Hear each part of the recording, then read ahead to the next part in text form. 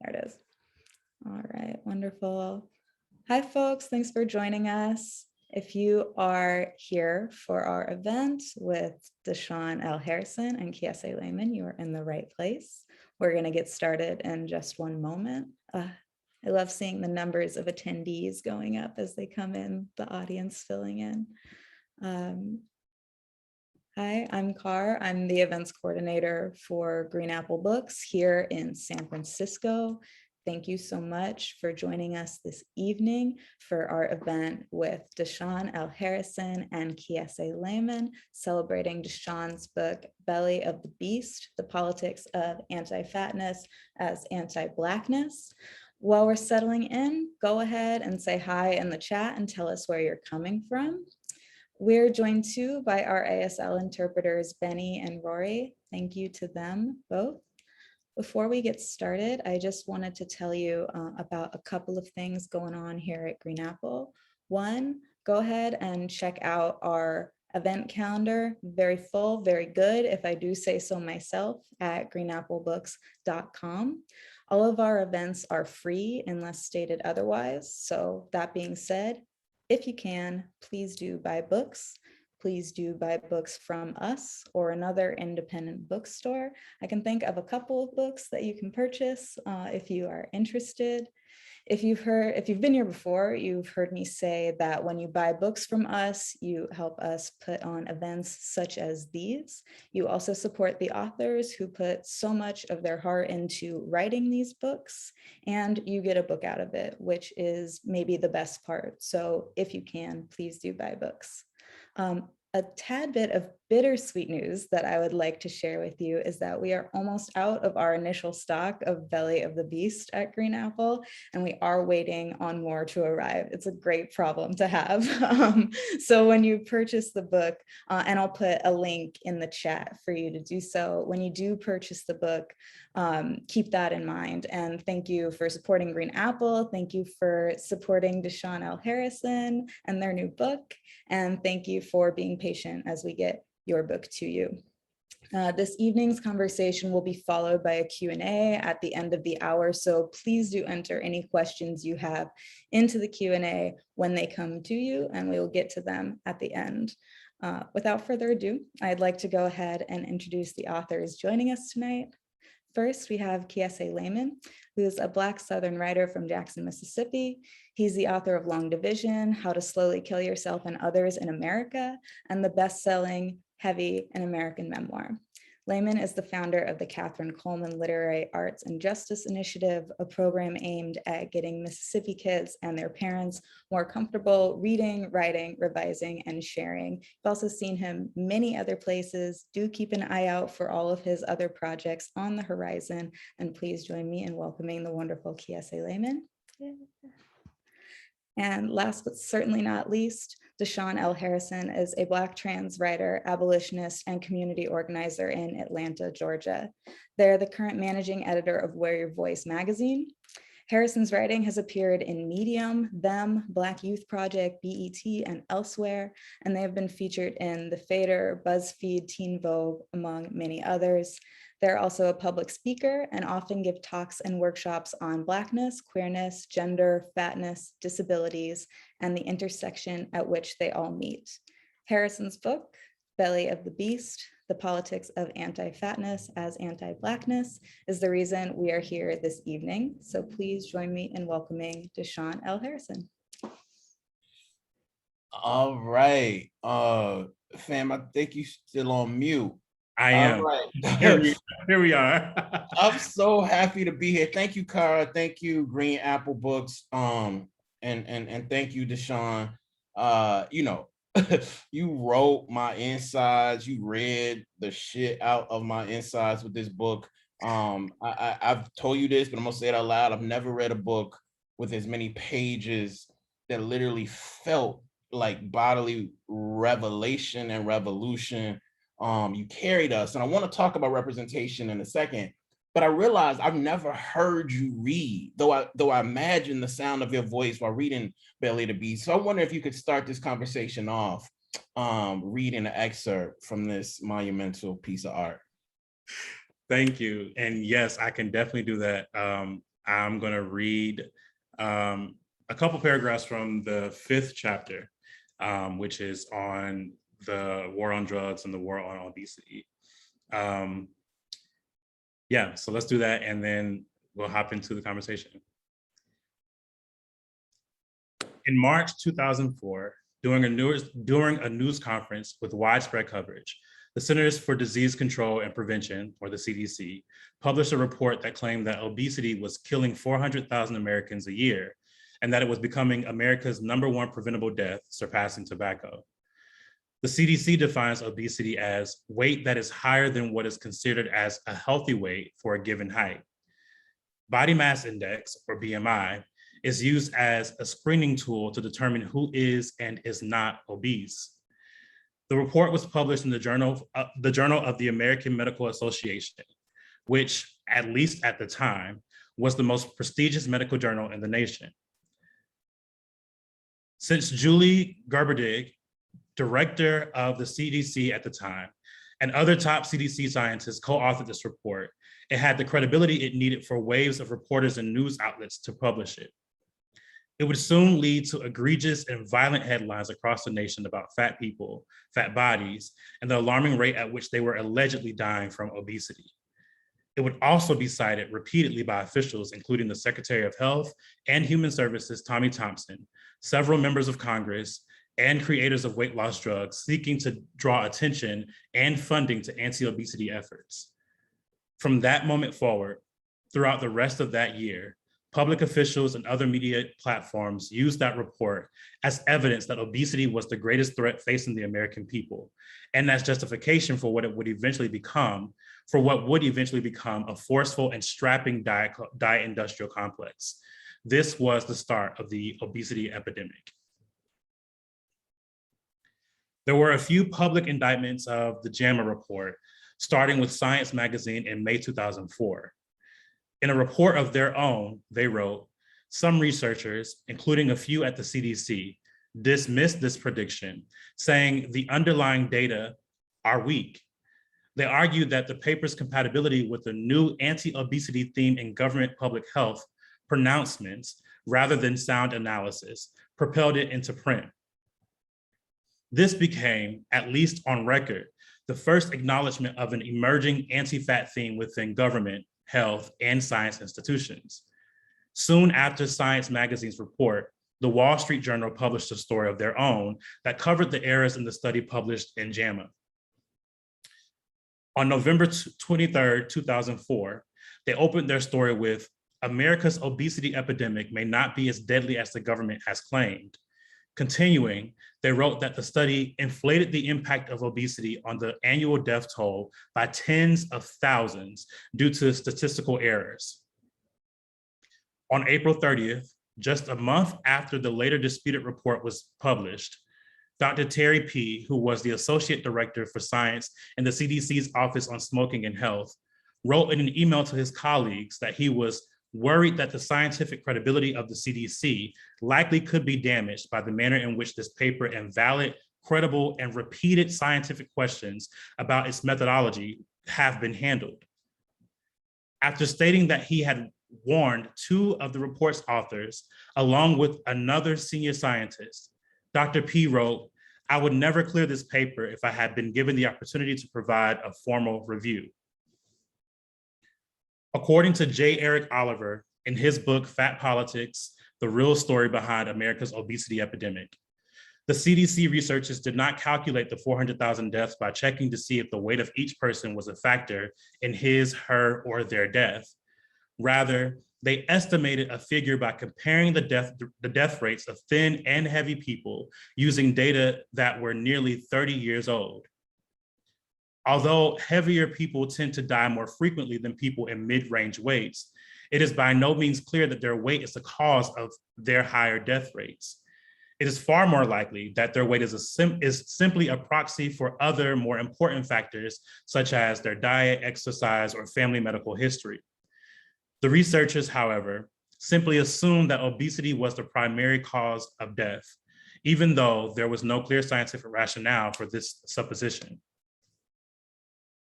In other words, The CDC contrived this number from an estimation after reviewing data that was 30 years old. It was never a calculated number concluded from their own intense research. It was a scientific guess made with the hope to punish fat people for their bodies. And it worked. The damage had already been done. The people and institutions who would stand to benefit from that report had already won, and it was the start of the modern genocide of fatness and fat people.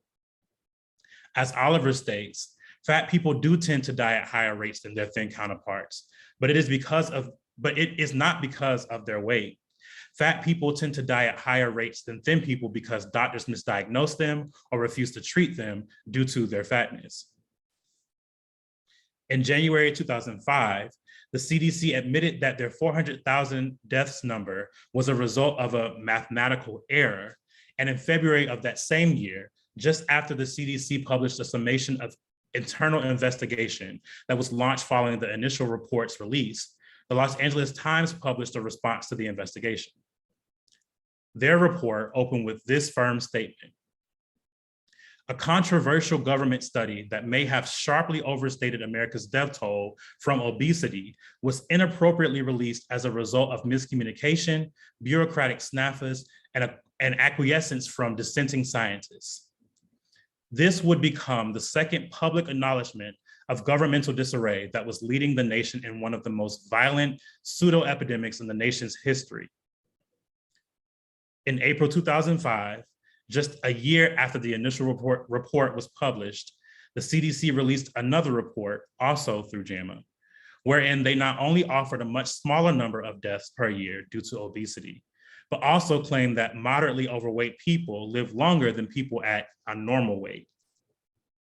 The new report in JAMA cut the death toll to 112,000, which was well under half of what was initially reported, but the damage had already been done.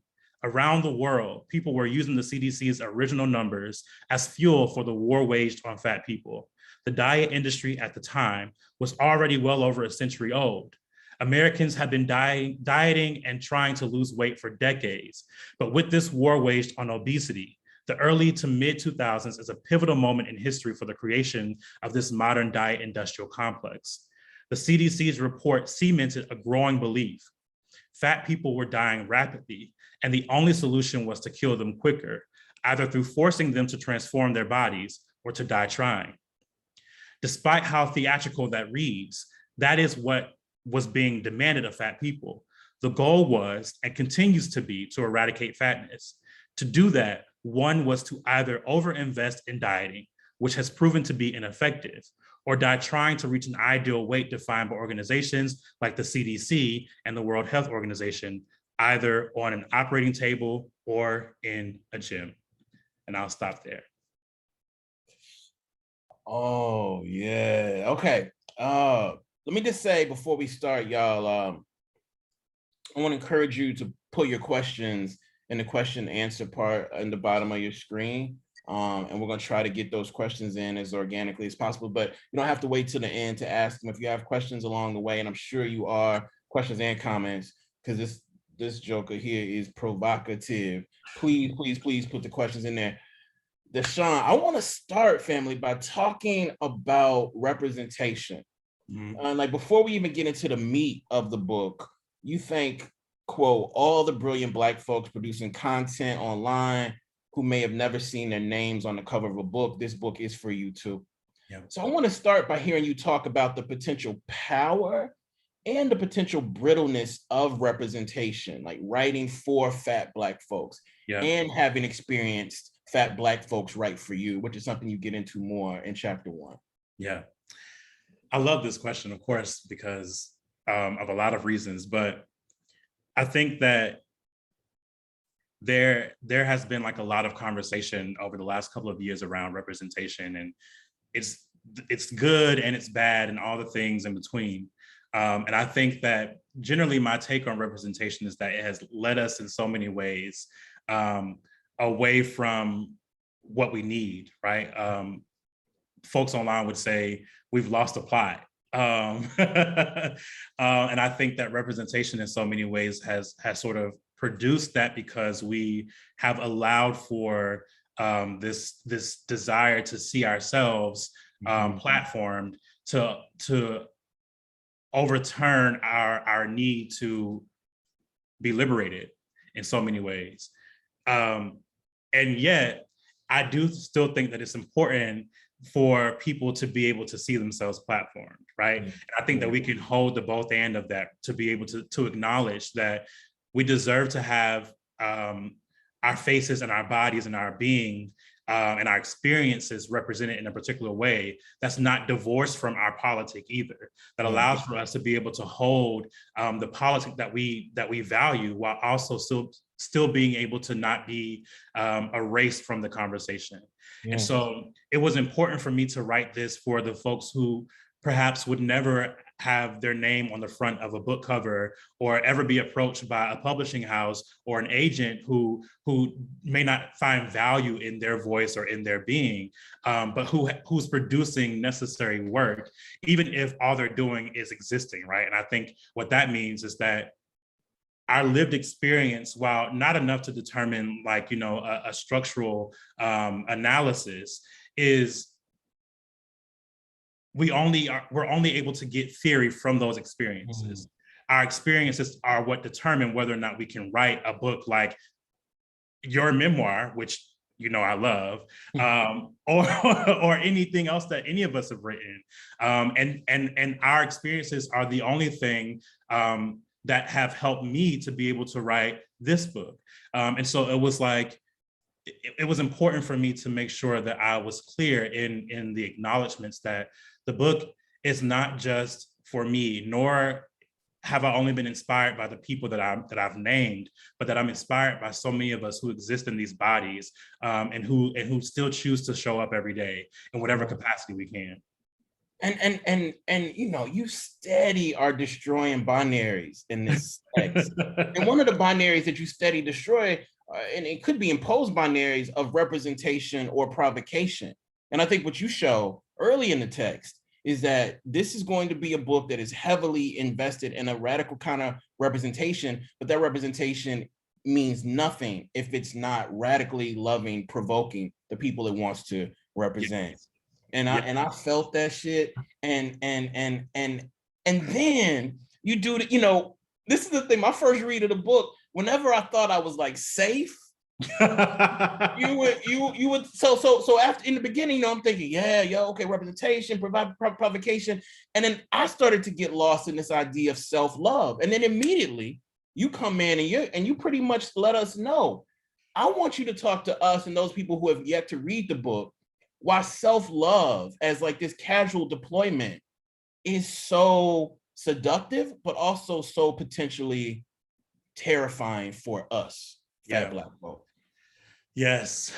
I think the idea of, I guess it would depend on who you ask. I was going to say, I think the idea of not being able to love ourselves, or rather to internalize that loving yourself is not going to be enough to liberate your being and to free you from the violence that we experience, I think is hard for a lot of people, right? Because that has always been taught as the end goal, right? Like, well, if I can just love myself, you're gonna be all right. Like and I'm like, okay, sure. That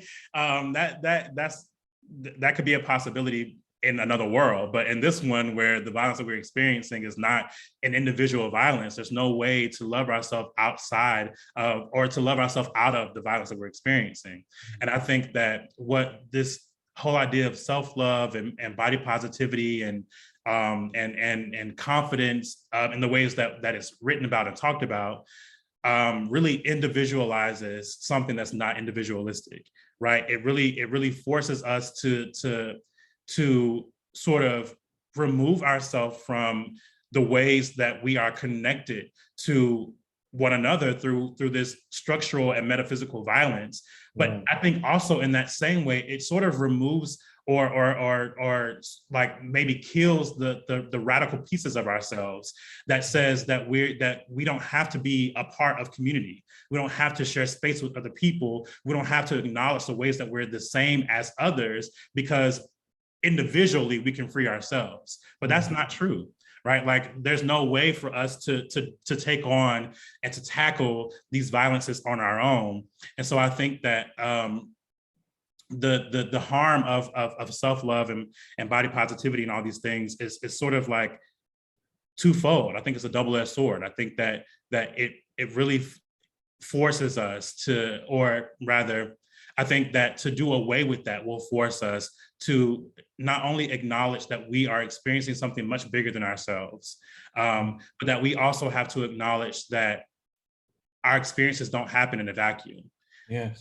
And I know that that's hard for us, but it's true. And I think if nothing else, the last 7, 8 years, 10 years really that we've been in this BLM era is proof of that, I think. Right. I think that we, in early on, like in 2012 and 2014, I think a lot of people were like, this can't keep happening. The cops can't keep killing us like this. And we're going to go out and do this, and this, and it's going to solve the issue. And then we realize now that we're 2, 3, 4, 5, 10, 20, 30, 60 years into it, that an individual response to these murders is not going to do it. Right. And so now we have to think together around what it looks like to organize around or defend ourselves against or create room for this violence to end. Yes. And so I think that's the general critique there. And what I'm really hoping folks take away from it is that self-love, this word is used a lot, but I'm going to use it anyway. Self-love is really heavily steeped in this liberal idea of being that removes us from a radical imagination or a radical sort of desire to step away from I think the violence that we're always experiencing. And I'm gonna stop talking, but yeah. Please, you don't ever need to stop talking. But one of the things you do, I just want to get in there and tease that out a bit, is you do this in the first, I'm not sure if this is true, but 30 or so pages, I think, is you compel us lovingly to run away from this notion of self-love. And then you flip and encourage us to run into an idea or an ideal of insecurity. Literally. Yes. Literally. And you write, I just want to make sure I get the quote right. People deemed ugly should run toward insecurity, not as a trauma to inform their politics, but as a political tool that aids in developing their understanding of and relationship to oppressive power structures. And so I want to know, how did you move from understanding insecurities as an indictment of you to an indictment of the world? And why is that something we need to run into as fat Black folk? Yes. So I'm sure you've had very similar experiences, but I remember like growing up, I grew up as a kid who was always fat. And so like growing up, I remember always hearing like, you know, you can't be so insecure, or you can't allow people to get under your skin or things like that. And then as I started to do this work, when I started to get more involved in fat studies and writing through fat studies, people would be like, oh, you're only doing this because you're insecure, or you're only doing this because you're jealous, or you're only doing this because you don't look like this, you don't look like that. And as I sat with more of that and like really started to think about what that meant, I'm like, well, what if that is the case, right? Like, right. What does that change? What I said still stands. And so then I started to think more about like what it looks like to acknowledge insecurity as a sort of structural response to the violence that we're experiencing, and not as an individual thing. And I think that's what leads me to pushing us to running towards our insecurities. When I acknowledged that I am insecure, right? When I acknowledge that there's reason for me to be insecure in this body, that every day I wake up, the world tells me that this body must die, that my being must die, that I cannot exist, right? I think that is more than enough justification for my insecurity. And I still have a right to acknowledge and work through and write around and organize around the myriad experiences that we have. And I think that because people like to exist in this either or world, right, where everything is either Black or white, there's no room for the grayed areas, where there's no room for us to gray areas. And I think that that's what I'm always trying to find, because I've learned that the gray areas are where I sit best. And I think the gray areas are also where I find my most liberated self. And so I had to acknowledge, like, okay, so you say I'm jealous, I'm also saying I'm jealous. Where do we go from here, right? What do we do now by acknowledging the fact that this is a truth for people, and that this truth is only as a result to your ability to benefit from my oppression, right? Essentially, this is a response to your ability to move through life in a way that I cannot, that I have never been able to, and that in a way that nobody should be able to do over somebody else. It's just like, if it, to me, it's a very similar response that Black folks have to white folks when we all were first having this like really big conversation around race in 2014, and white folks would be like, well, y'all, you just kind of pull yourself up by your bootstraps, and like it's not too bad if blah blah blah blah blah, without acknowledging the fact that, first of all, many of us don't have boots to have straps on, and second of all, it's not an easy feat to pull yourself up by those bootstraps. Especially when you are alongside people who were given 1,001 boots, right, with bootstraps that reach their arms long enough to pull up on their own, right? It's a different reality, and I think that when we acknowledge that it's such, when we can name that our experiences are different, but that one of us benefits in a particular way over others, because of how we look, because of how we present, because of how people engage us, then we can be more honest about the ways that this violence is structured, how it's created, and what we can do to really acknowledge it and push past it. And one of the things that I think you do so well as a I mean, I say artist, some people just say as a writer, fuck it, I'm gonna say as an artist, is that, and I'm thinking about using this book in my classes as a writing tool, because what you do, fam, to me, I'm not gonna try to tell you what you do because you already know what you do, but what you do to me is that you linger in what you call the grays. But what you show is that lingering in the grays sort of prepares you and us for these definite sentences. You know what I'm saying? Because yes, you are embracing the gray, but then you turn around and you say stuff like, if you do not engage in relationships with fat Black people, you are anti-Black. You are anti-fat. Right. You are anti-fat. Now, there's some grayish stuff that leads to that, but that's not a gray sentence. Right. Talk to me about what it took to write that sentence and leave it in the book. Because it's two different. Writing it and leaving it in the book are two different things. Two different. No, you know that better than anybody. I'm sure. There were many sentences that did not make the book. That one was a must-have on my end, and it was because I've been doing this for a significant amount of time, I think, and I've been in conversation with a lot of people who claim to have some sort of fat politic, right? Where a lot of folks are able to adapt to the language that we use and the way that we maneuver and navigate the world, but who still have no real interest in building relationship with fat people, and specifically fat Black folks. And I don't just mean romantic relationships, right? Nor do I mean just sexual relationships. I mean platonic relationships, familial relationships, etc., where fat Black folks are completely invisible to people, or if we're not invisible, all we are good for is our labor and the ways that we perform in other people's lives. Yes.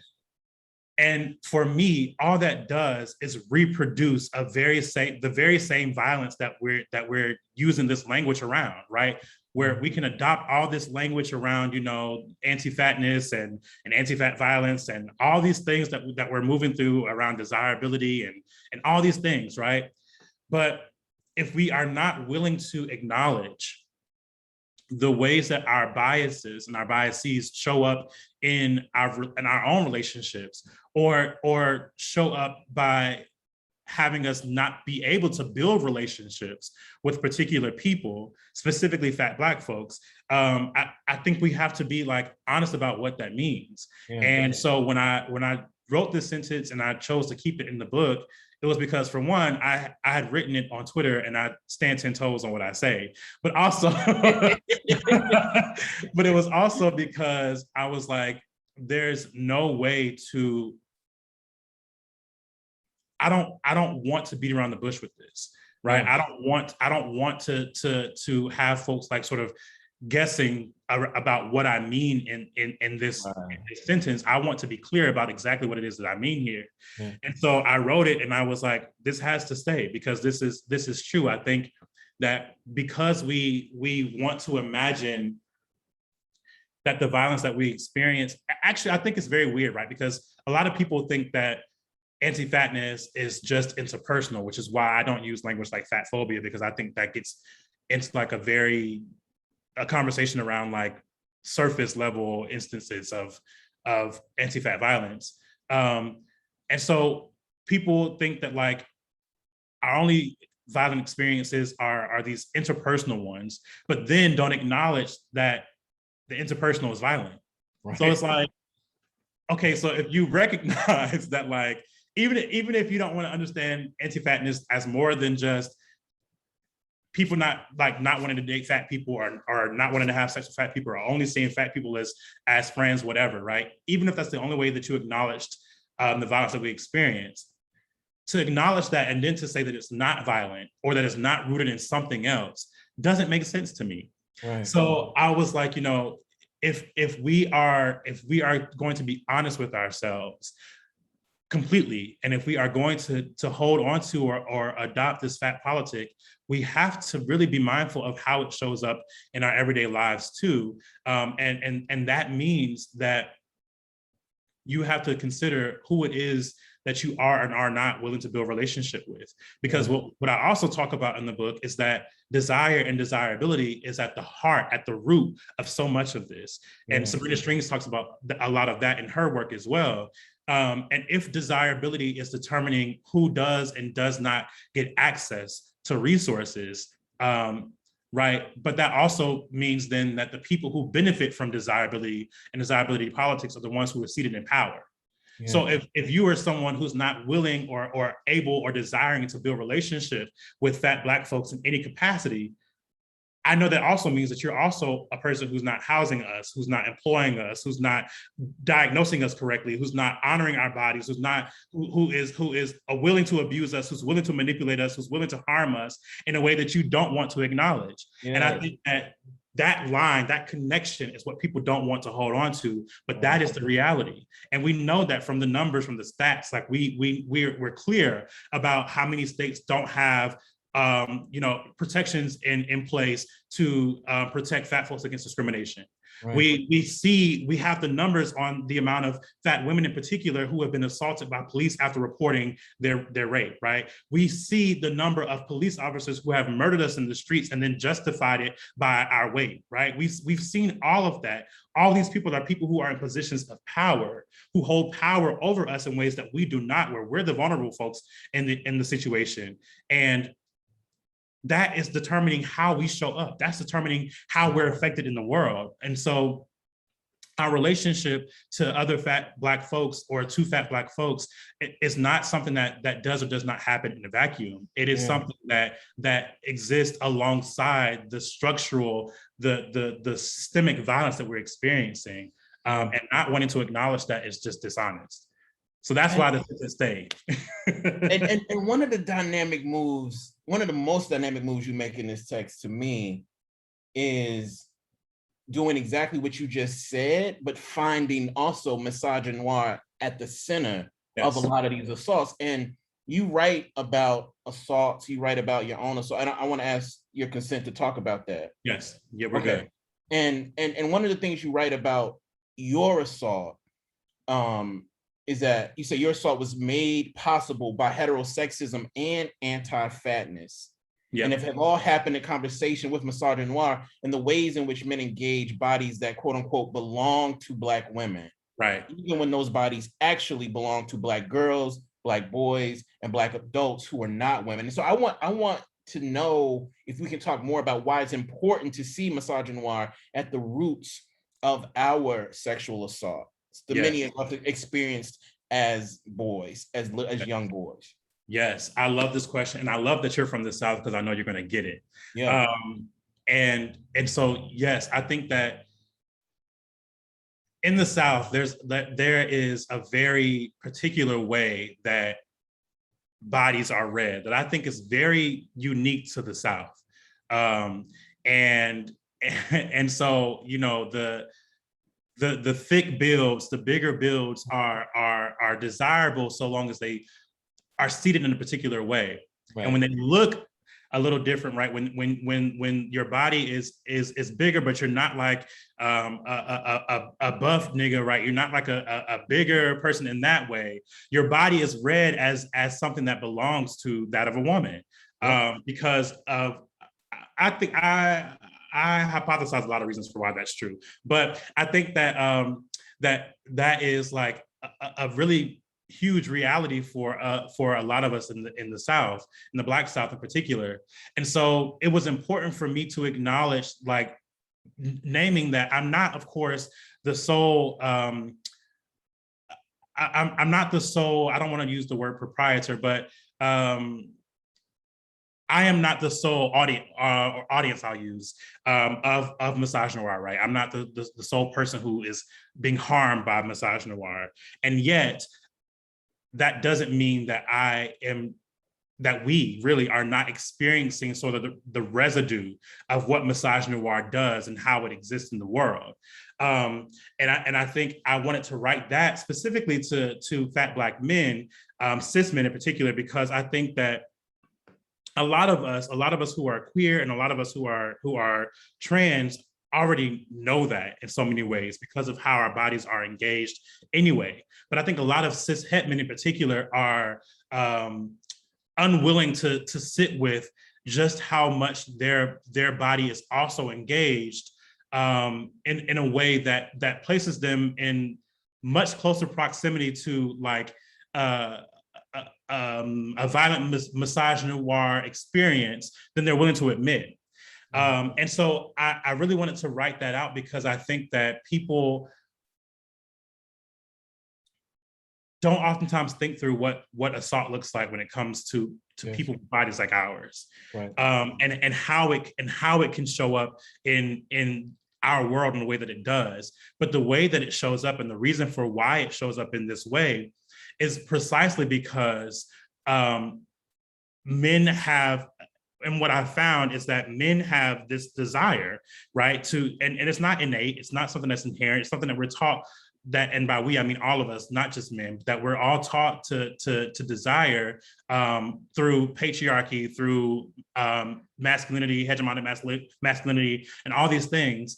But men, in particular, cis men, have this desire to hold power over people.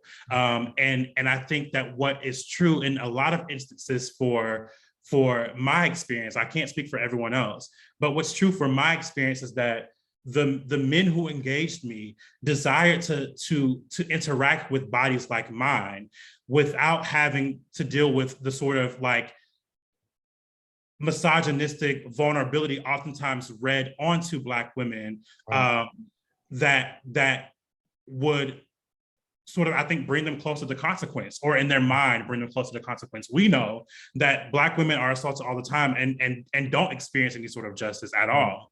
And yet I think that cis men believe that there's a specific level of vulnerability or a specific level of sensitivity that's read onto women that they don't have to deal with if the assault falls on a body that looks like theirs but doesn't belong to them. And I also think that too is a double-edged sword. I think that we have to exist in the gray there too, because I also believe that cis men know that black women are not protected in a particular way. And so I think that there's something being held there. There's something being structured in this area that doesn't allow for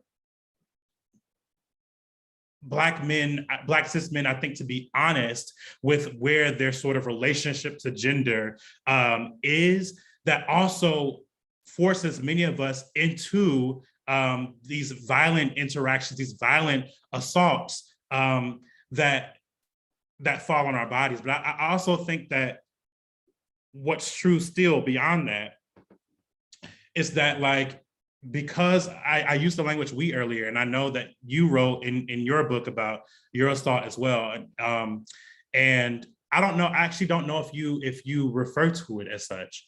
So I should ask you that. As an assault, right? I mean, I refer to it as an assault in my conversation. I didn't use that in the book. Oh, I know you didn't use it in the book. That's why I didn't, like, I was like, I don't know if I want to call it. No, I'm here with you. I'm completely okay, perfect. Yes. So yeah, I think, like, what's true too in that instance is that I don't think that, and this goes back to sort of like the earlier conversation, I don't think we want to acknowledge just how deeply connected these things are, right? Where just because somebody is not a cis man doesn't mean they don't internalize the harmfulness of patriarchy and hegemonic masculinity, right? To where even women are able to produce such an assault on your body and bodies that look like yours, and not think of it as an assault because of what we're taught through patriarchy, because we're taught that men can't be assaulted, or that builds like ours are not to be protected, right? Or that there's a specific level of strength associated with our size, and so therefore there's no way to assault our bodies, even if we're children. Right. And I think, like, all those things are so deeply interconnected, and all these things are products of this patriarchy that I'm talking about, but also this anti-fatness and anti-blackness I'm writing about in the book.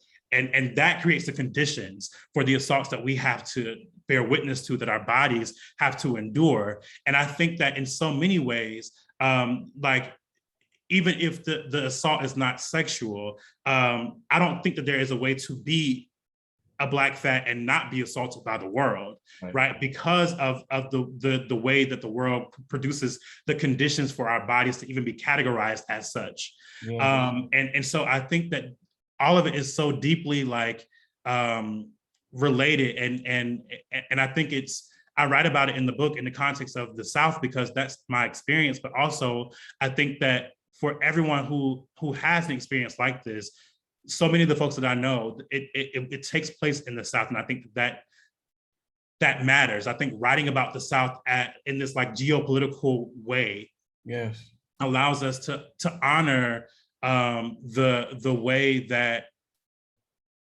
bodies are engaged, and also I think to honor the way that I think Black women are, in a particular way,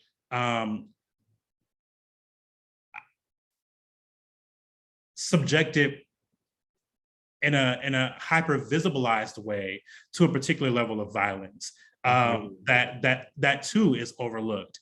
And so yeah, I think that there's, like, such a, like, interconnectedness of all of this when it comes to I thank you for loving us, but I just love how generous you are with your experience and thinking about this in real time. Do you know what I mean? Like, I think sometimes some of us can get trapped into trying to talk in sound bites, but I think that your book does a number of things to push back against that. And I'm glad you're doing that in person. Let me just say, y'all, I want to thank, also, we're not done. I want to thank Roy, and I want to thank Benny for coming and interpreting for us. We have a hard out time of 10 though, because we want to respect their time and their labor. So I have a whole lot of questions. So I'm gonna try to, like, sneak them into one so we can get the questions from the question and answer. And this is 3 questions, but I'm gonna try to make it into one. Okay, I'm gonna be really precise. Yeah, well, no, do you? But there were at least 15 times in this book when I was like, folks about to come for Deshaun. And I was ready. I'm like, and when they come for Deshaun, I'm ready. I'm getting my shit together, and we gonna ride out for fam, because the love, the intense desire to push, like, for destruction, it's just so evident. But the three ways that I thought folks were gonna really come for you, I just want to hear you talk about them. One was when this goes back to what you read, when you just went hard body at the diet culture, the intentional weight loss culture, and you said that making the active decision to invest in systemic anti-fatness, anti-blackness, ableism, misogynoir, anyone who has a vested interest in diet culture, intentional weight loss, is making the active decision to invest in a systemic anti-fatness, anti-blackness, ableism, misogynoir, and capitalism, right? Yeah. So I want us to hold that. Yep. And then you said, gender works in relationship to health and desire as a means to further ostracize the fat Black. And then finally, you were like, abolition, rah, we better go beyond that shit if we want to be free. So you can pick which one of those you want, but I thought the folks was gonna try to come for you for all three. But let's dive into that, and then I want to get into the questions because I know people came here to hear some of their questions explored. So I agree. I think that folks are going to come for me. I'm enjoying the moment right now. I know it's going to change in a bit when more people read the whole book. I agree with you. And you know, I'm always ready. So yeah, let's go. Squad up. Right, for real. I think that I think all of those are great. I can't answer all of them. So I'm gonna go with the first one because it's like right at the top of my mind. Right. And so what I really mean by that people that have a vested interest in this, which I think one reason why people are going to come at me for that is that people don't know what vested means, and that's okay. I hold them too. But but by that I mean that people that have a moneyed investment, right? People who are investing their money in gym culture, in the diet industry, in weight loss industries, right? These multi-billion-dollar industries that were designed with the intention to eradicate fatness. I have to be like super clear about that because I don't think people know how these institutions are built, but they were designed with the intention to eradicate fatness, which, as I read earlier in the reading, which means that fat folks have to die one way or another, right? Either by weight loss or by physical death, right? And in doing so, we are always living as socially dead. And so what I really mean by that is that people who are, you know, investing their money, their time, their effort in these industries that were designed, that were built to destroy us, are absolutely invested in our deaths. Mm-hmm. And I think that that's a hard reality for people to sit with because, you know, for one, nobody wants to really reckon with the ways that you know they are playing a role in diet industry and all of that. Mm-hmm. So I think that's going to be a really big thing for people. But I also think that we are not comfortable with sitting with the fact that we can feel like we love a thing and still be complicit in something else. Right. Yeah. And I think that is the hardest thing for so many people to sit with because I'm sure it is true that, right, that like that you love working out for your mental health, or you love working out for something that you think is not about intentional weight loss. And that may be true. But the thing about it is that gyms don't have to exist for that to be true. Right? The diet industry doesn't have to exist for that to be true. The weight loss industry does not have to exist for that to be true. There's nothing wrong with moving your body, having your body in motion and feeling good in your body. That's never something that I'm ever going to argue against. What I am going to argue against always is that there are things that were created with the intention of having you move your body for punishment, but to destroy us, not for you to move your body in enjoyment for your own self. Right. And that goes back to us acknowledging like the ways that these things are all interconnected, the way that these things are not separate, that they're not individualistic. And so I think like overall, I want people to acknowledge the ways that their sort of investment in these things are not just an individual investment, and that you have to be honest about that. So yeah, I think you're right. some folks gonna have my head on a stake for that one, Oh but no, but I'm gonna stand 10 toes. Yeah. We're not having that. They are there, but yeah. But you know what? I think actually I know that answer speaks to something that Sierra is asking and Brian are asking in the questions. So I think that leaves me enough time to go to this question of what is beyond abolition. And I think that answer might connect to some of what Christine is asking too. But beyond abolition, why do we need to go beyond abolition? Everybody now, we're finally using abolition. This is not me, this is me doing that thing. I know. We finally realized that abolition is a thing that is popular, we can talk about. And here come Deshaun trying to get us to go beyond that shit. Why? Yep. Here go Deshaun. I feel like that's always. Here go Deshaun trying to get us beyond. Like, why can't we just sit in abolition for a few decades? Talk about it. Listen, here's the thing, right? We can sit in abolition for a few decades if we don't want to be free. I think, right? if we're comfortable and we want to, and we want to die in our experience, we can sit in abolition and enjoy it. I think we would have a good old time.